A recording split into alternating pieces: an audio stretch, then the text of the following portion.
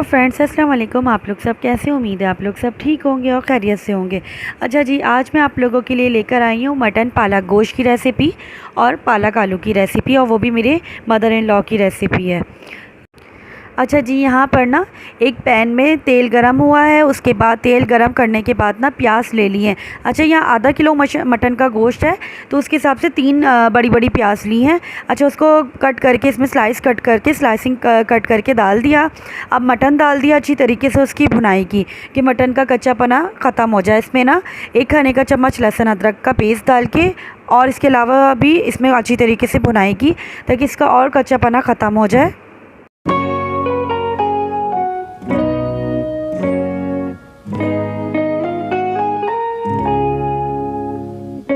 अच्छा, यहाँ पर ना 4 बड़े बड़े टमाटर हमने कट करके रखे थे।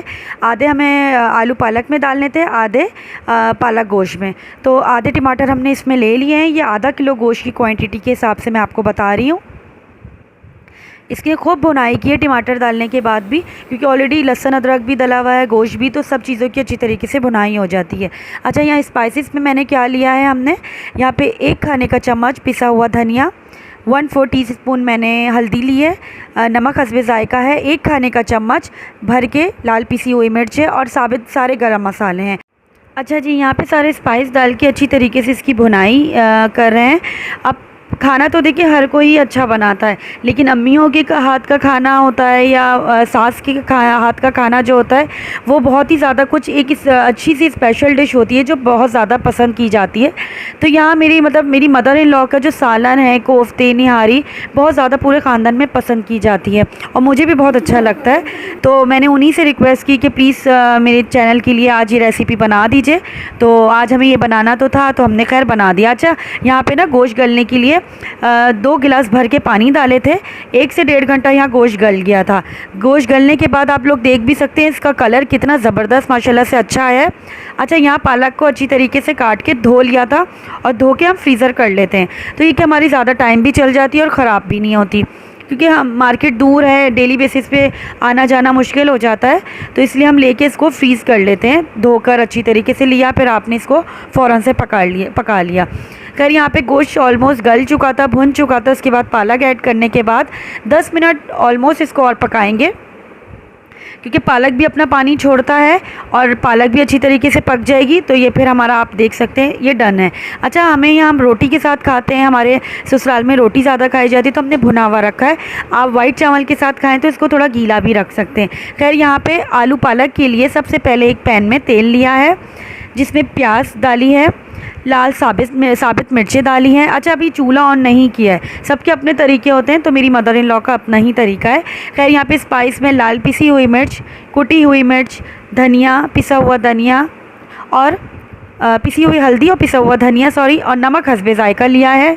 अब वो इसमें ऐड कर दिया है। अच्छा, अभी तक चूल्हा ऑन नहीं किया है। अब इस स्टेज पे स्पाइस डालने के बाद चूल्हा ऑन किया है। अब इसमें टमाटर डाल देंगे।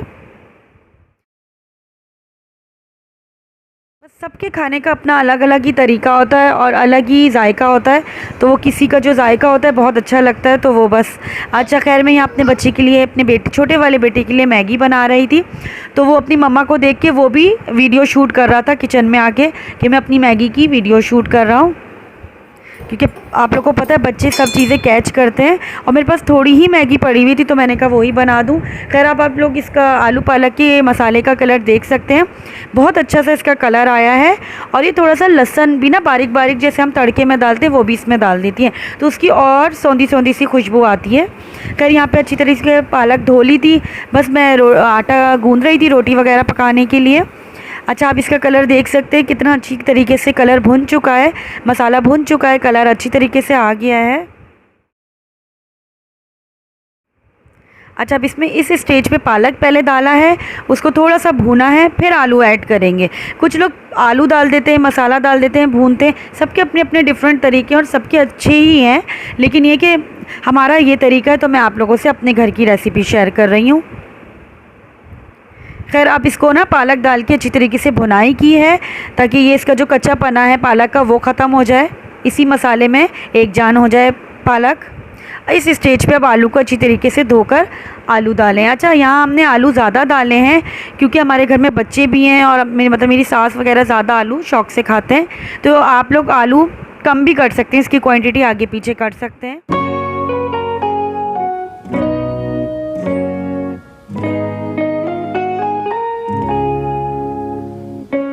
अच्छा, 10 मिनट में ही ये ऑलमोस्ट डन हो चुका था।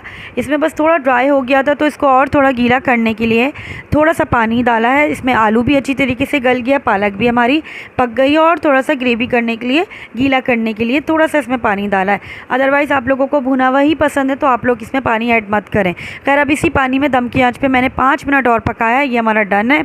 ऊपर से असली मक्खन हमने लगा दिया था थोड़ा सा अच्छे से प्रेजेंटेशन के लिए और एक अच्छा सा टेस्ट के लिए। तो प्लीज़ मेरे चैनल को लाइक, शेयर एंड सब्सक्राइब कर दीजिएगा। अल्लाह हाफ़िज़।